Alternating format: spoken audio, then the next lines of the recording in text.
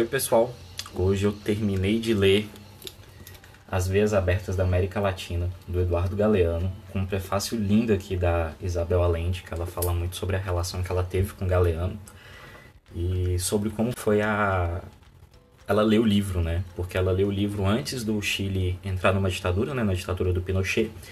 E depois disso ela só pôde levar 2 livros antes de fugir, né, do país, do Chile, por conta do estado de repressão. E ela levou 2 livros e um dos livros que ela levou foi esse, As Veias Abertas da América Latina. Ela conta essa história no prefácio. E eu também quero falar aqui brevemente da leitura, que é uma coisa que eu vou tentar fazer agora. É postar o livro que eu li, né, durante o ano e falando um pouquinho sobre a leitura. Gente, todo latino tem que ler isso daqui. Ele faz um panorama completo, desde a América Central, né, que começa a América Latina, até aqui o Cone Sul, na América do Sul, falando sobre como foi os momentos de espoliação, os momentos que formaram a América Latina. E eu separei aqui só dois textinhos para eu poder estar lendo para vocês, para não ficar muito longo, que é quando ele começa, né, a introdução do livro, escrita pelo próprio Eduardo Galeano, que é, né, olha só como é que ele começa o livro. Há 2 lados na divisão internacional do trabalho, um em que alguns países especializam-se em ganhar e outros em que se especializaram em perder. Nossa comarca do mundo, que hoje chamamos de América Latina, foi precoce. Especializou-se em perder desde os remotos tempos em que os europeus do Renascimento se abalançaram pelo mar e fincaram os dentes em sua garganta. Passaram séculos e a América Latina aperfeiçoou suas funções. Esta já não é um reino das maravilhas onde a realidade derrotava a fábula e a imaginação era humilhada pelos troféus das conquistas, as jazidas de ouros e as montanhas de prata. Mas a região continua trabalhando como um serviçal. Continua existindo a serviço das necessidades alheias como fonte de reserva de petróleo e ferro, cobre e carne, frutas e café, matérias-primas e alimentos, destinados aos países ricos que ganham consumindo-os, muito mais do que a América Latina ganha os produzindo. Então, assim, o Eduardo Galeano já começa o livro já, meu Deus, de uma forma que mata, né? A gente vê que a América Latina vai continuar sendo isso. E que mata, né? Porque a gente vê que, infelizmente, como eu estava falando, a América Latina vai continuar tendo essa característica de extração, né? A gente nunca vai poder produzir para nos enriquecermos, é sempre produzimos matéria-prima para enriquecer os países mais ricos. E o outro trechinho aqui que eu vou ler, que é para que fique bem claro, né, que na nossa história recente, o pior momento que nós tivemos na nossa história recente foi a ditadura militar de 64, onde o Brasil deixou de crescer.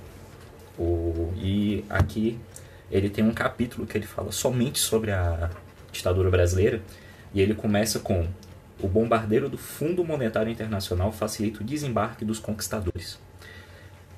E esse capítulo aqui foi um dos capítulos, ele é mais pro final do livro, que me deixaram assim mais estarrecidos. Porque mostra exatamente a postura de ficar de quatro, principalmente para os Estados Unidos, que o governo militar teve para não deixar com que o Brasil se industrializasse.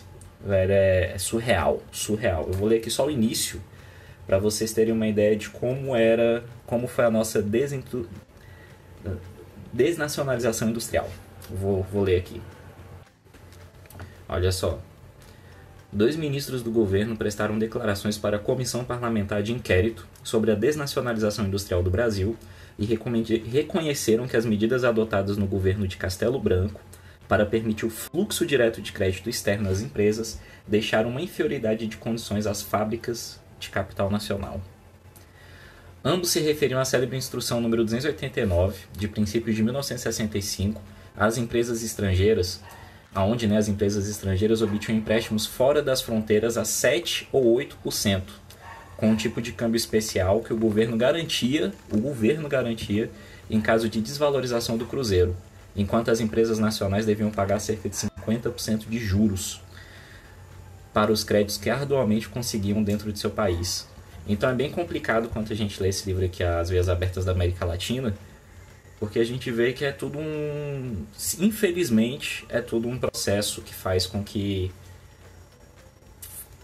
tenhamos sempre esse estado precário dos países latinos, que é sempre dos países latinos estarem a serviço estarem se inferiorizando para poder garantir o lucro dos países ricos.